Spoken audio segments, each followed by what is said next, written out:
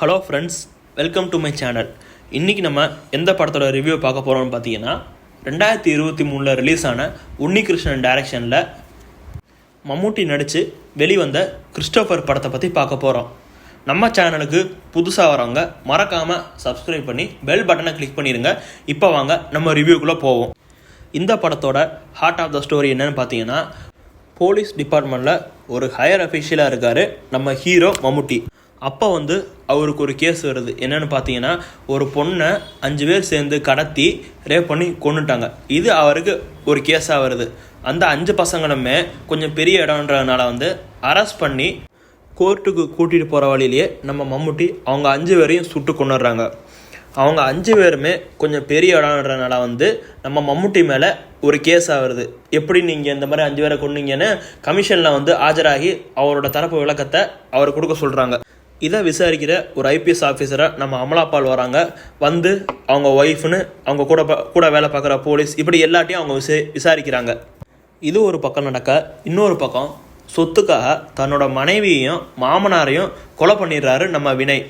இவங்க 2 பேருக்கும் கனெக்ஷனே இல்லாமல் இருக்கிறப்போ எப்படி இவங்க 2 பேரும் மீட் பண்ணுறாங்க, இவங்க 2 பேருக்குள்ளே என்ன பிரச்சனை நடக்குது, கடைசியில் என்ன ஆகுது, இதுதான் இந்த படத்தோட ஹார்ட் ஆஃப் த ஸ்டோரி. இந்த படத்தோட பாசிட்டிவ்னு பார்த்தா நம்ம மம்முட்டியோட ஆக்டிங். ஆஸ் யூஷுவலாக நம்ம மம்முட்டி நடித்தா எப்படி நல்லா நடித்து பெஸ்ட்டை கொடுத்துருப்பாரோ அதே மாதிரி இதுலேயும் நல்லா நடித்து அவரோட பெஸ்ட்டை கொடுத்துருக்காரு. தன்னோட கடந்த காலங்களில் நடந்த அவருக்கு சில கசப்பான சம்பவங்களால் இந்த மாதிரி ரேப் கேஸ் அவருக்கு இந்த மாதிரி வந்தாலே அவர் ஈவு இறக்கம் பார்க்காம அவர் கொலை பண்ணுற ஒரு ஆஃபீஸராக இருக்கார். ஆனால் இதுக்கான காரணம் என்னன்னு பார்த்தீங்கன்னா, அவருக்கு கடந்த காலங்களில் நடந்த சில கசப்பான சம்பவங்கள், அதனால மட்டும்தான் இப்படி ரூத்லெஸ்ஸாக பிஹேவ் பண்ணுறாரு. அண்ட் இந்த படத்தில் வில்லனாக வந்திருக்கிற நம்ம வினய் ஆஸ் யூஷுவலாக அவரோட பெஸ்ட்டை கொடுத்துருக்காரு. எப்படி டாக்டரில் அவரோட பெஸ்ட்டை கொடுத்துருக்காரோ அதே மாதிரி இந்த படத்துலேயும் நல்லாவே நடிச்சிருக்காரு. அண்ட் வில்லன் கதாபாத்திரத்துக்கு ரொம்ப நல்லாவே சூட் ஆயிருக்காருன்னே சொல்லலாம். இந்த படத்தில் இவங்கள தவிர்த்து இன்னும் நிறைய பேர் நடிச்சிருக்காங்க. யாரெல்லாம் பார்த்தீங்கன்னா, ஸ்னேகா, ஐஸ்வர்யா லக்ஷ்மி, அதித்தி ரவின்னு இப்படி நிறைய பேர் நடிச்சிருக்காங்க. தன்னோட சொந்த குடும்பத்திலே நடந்த ஒரு பிரச்சனையால் மம்முட்டி எடுக்கிற ஒரு முடிவு கடைசியில் அது மம்முட்டிக்கும் ஸ்னேகாவுக்கும் டைவர்ஸ் அளவுக்கு கொண்டு போய் விட்டுருச்சு. இந்த இடத்துல நம்ம சரத்குமார் அவர்கள் ஒரு சின்ன கேமியோ பண்ணியிருக்காரு. சொல்லப்போனால் சின்ன வயசில் அருவாளுங்கையுமா இருந்த நம்ம மம்முட்டியை ஒரு போலீஸ் ஆஃபீஸர் ஆக்கிறதுக்கு காரணம் நம்ம சரத்குமார்னே சொல்லலாம்.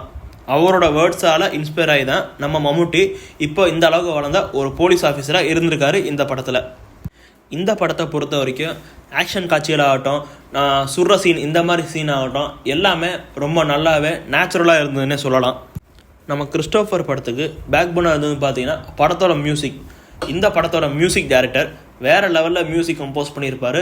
அது இந்த படத்துக்கு இன்னும் கூடுதல் ப்ளஸ்ஸாக அமைஞ்சிருக்கு. நம்ம டைரக்டர் உன்னிகிருஷ்ணன் இந்த படத்தை கொண்டு போன விதம் ரொம்பவே அருமையாக இருந்தது. அதாவது அவரோட ஸ்க்ரீன் பிளேவாக இருக்கட்டும், டைரக்ஷனாக இருக்கட்டும், எல்லாத்தையுமே நல்லா பெஸ்ட்டாக கொடுத்துருக்காரு நம்ம டைரக்டர் உன்னிகிருஷ்ணன். இந்த படத்துக்கு நம்ம நெகட்டிவ்னு பார்த்தோன்னா, நான் முன்னாடியே சொன்ன மாதிரி நம்ம சரத்குமார் கேமியோ வர சீன்ஸ், இந்த மாதிரி சீன்ஸை நம்ம தமிழ் படத்துலேயே நம்ம பார்த்துருப்போம். ஃபார் எக்ஸாம்பிளுக்கு நம்ம புரட்சி தளபதி விஷால் நடித்து வெளியான சத்தியம் படத்துலேயும் இந்த மாதிரி ஒரு சீன் இருந்தது.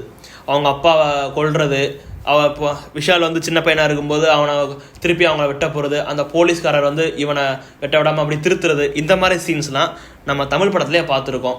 இது ஒரு ட்ராபேக்காக இருக்குது இந்த படத்துக்கு. இந்த படத்தில் ஃபர்ஸ்ட் ஹாஃப் நல்லா விறுவிறுன்னு கொண்டு போயிருந்தாலும் செகண்ட் ஹாஃப் கொஞ்சம் ஸ்லோவாக போச்சுன்னே சொல்லலாம்.